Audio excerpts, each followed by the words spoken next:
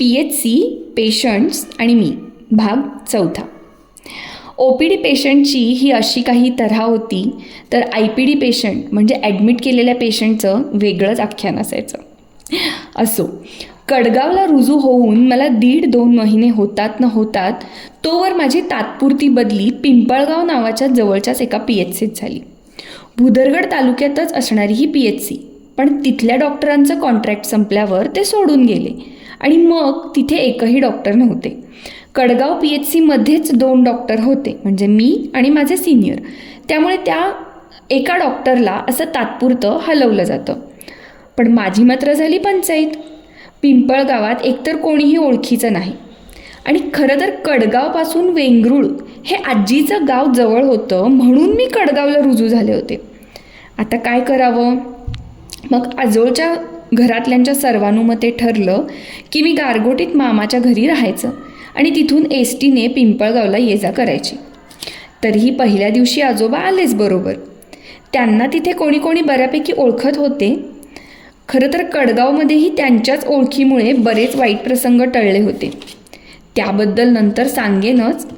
पण पिंपळगावातल्या त्यांच्या मित्राशी त्यांनी माझी ओळख करून दिली आणि काही अडचण आली तर राहायला किंवा मदतीसाठी मला एक हक्काचं घर त्यांनी तिथे करून दिलं. मग काय, रोज सकाळी 8:30ची गडिंग्लज गाडी पकडून गारगोटी ते पिंपळगाव प्रवास सुरू झाला. रोज या बसला भयंकर गर्दी असायची, त्यात मी मधल्या स्टॉपवर चढायचे. बरेच दिवस मी उभी राहूनच प्रवास करायचे. पण नंतर पुढच्या 15 दिवसात पिंपळगावचे बरेच लोक मला डॉक्टर म्हणून ओळखू लागले आणि मग रोज कोणी ना कोणी मला जागा देऊ लागले. काही वेळेस स्वतः उठून तर काही वेळेस माझी जागा धरून ठेवलेली असायची. तेव्हा मात्र आपण डॉक्टर आहोत आणि म्हणून हा मान मिळतोय या विचाराने अगदी अभिमान वाटायचा. तिथेही बरेच किस्से घडले. मी तिथे रोज राहत नसल्याने फार जोखमीचे पेशंट मी ठेवूनच घेत नव्हते. शिवाय ही PHC कडगाव PHCपेक्षाही लहान होती. पण तिथे राहणाऱ्या सिस्टरांच्या मदतीमुळे मी गारगोटीवरून येऊन जाऊन ते 2 महिने काम करू शकले. एकदा दुपारच्या वेळी काही लोक एका काकांना घेऊन आले. काकांच्या तोंडातून रक्ताची धार लागली होती. त्यांना इमर्जन्सी रूममध्ये बसवून मी आधी त्यांच्या तोंडातून येणारे रक्त सिस्टरना स्वच्छ करायला सांगितले. तोवर त्यांचा मुलगा सोबत होता. त्याने सांगितलं की काका शेतात भांगलणी करत होते. ऊस बऱ्यापैकी वाढल्यानं आणि लक्ष खाली जमिनीकडे असल्यानं समोरच दबा धरून बसलेले कुत्रे वाघाटी नावाचे जनावर त्यांना दिसले नाही आणि त्याने काकांवर हल्ला केला. त्यामुळे त्याची नखे थेट काकांच्या ओठाच्या आतल्या बाजूला हिरडीपर्यंत लागली होती आणि तोंडाच्या आतला भाग नाजूक असल्याने जखम बऱ्यापैकी खोलवर गेली होती. आता कुत्रे वाघाटी म्हणजे रानमांजर किंवा बिबट्यासारखाच लहानसा प्राणी. शक्यतो तो या भागात कोंबड्या वगैरे भक्ष्य म्हणून पकडण्यास येतो. पण काका बेसावध असल्याने आणि तो प्राणीही तिथे बेसावध बसलेला असल्याने काकांवर त्याने हल्ला केला. काकांच्या तोंडात जी जखम होती ती स्वच्छ करून त्यावर मी टाके घातले, कारण रक्तस्राव थांबतच नव्हता. 6 ते 7 टाके घालून रक्तस्राव पूर्णपणे थांबला. मग काकांना बाकी औषधोपचार देऊन 2 सलाईन लावून ठेवले. त्यांचे BP स्टेबल झाल्यावर त्यांना घरी सोडले.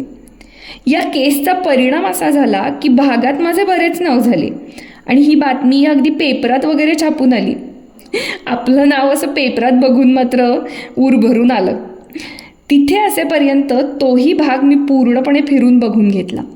1-2 वेळेस मी माझी 2 व्हीलर घेऊनच पिंपळगावला गेले आणि त्या PHCच्या अखत्यारीत येणाऱ्या गावांमधल्या अंगणवाड्यांमध्ये आयोजित होणाऱ्या विविध कार्यक्रमांना मी मुद्दामून हजेरी लावली. जवळपासची गावे, धनगरवाडे, पाडे मी फिरून पाहिले. त्यामुळे ग्रामीण जीवन अगदी जवळून पाहता आले.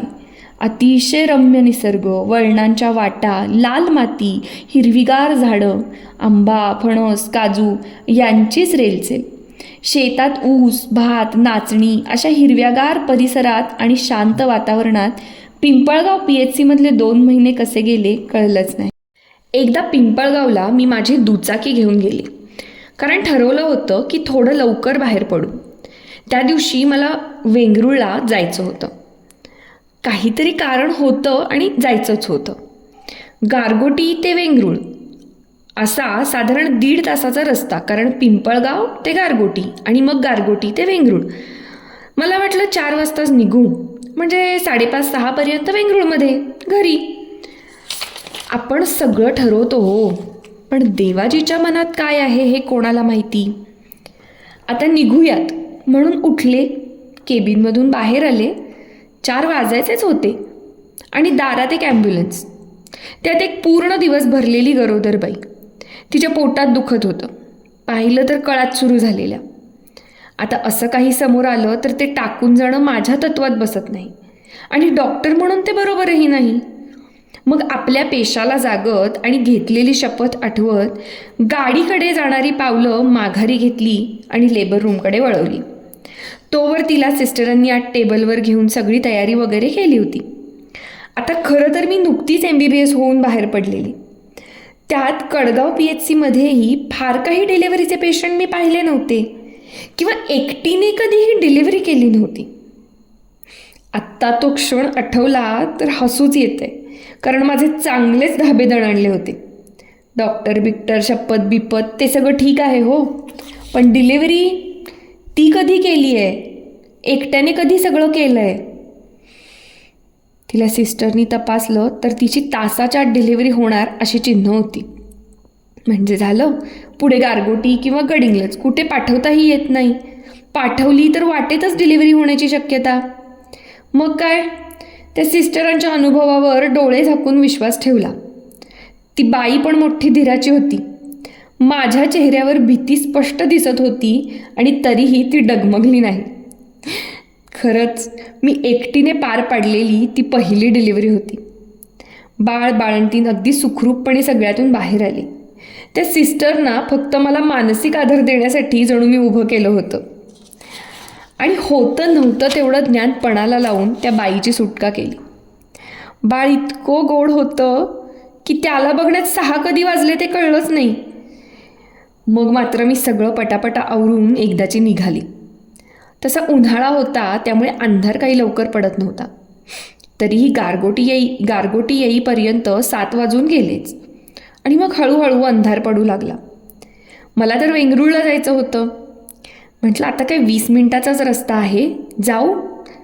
पण वेंगुर्ळ रस्त्याला लागताच बराच अंधार होत आला. सुरुवातीला लगेचच अगदी 2-2 किलोमीटरवर गावं आहेत, त्यामुळे काही वाटत नव्हतं.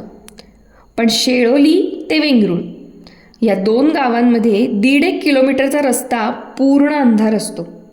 एका बाजूला डोंगर जंगल आणि एका बाजूला शेती आणि नदी. शेळोली सोडताना काळजाचा ठोकाच चुकत होता.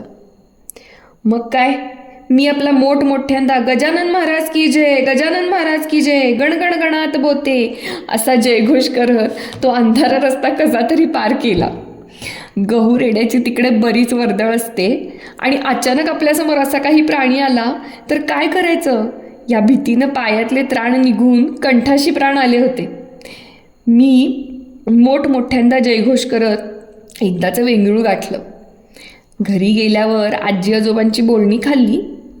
पण खरं सांगू, खरोखरच गजानन महाराज माझ्या बरोबर असतात यावर माझा पूर्ण विश्वास बसला आणि एक वेगळाच आत्मविश्वास मनात जागृत झाला. तो कदाचित मला नंतर उपयोगी पडणार होता. कसा, ऐकूयात पुढच्या भागात. पण तुम्हाला आत्तापर्यंत ऐकलेले भाग कसे वाटले हे मला कमेंट करून सांगायला विसरू नका. धन्यवाद.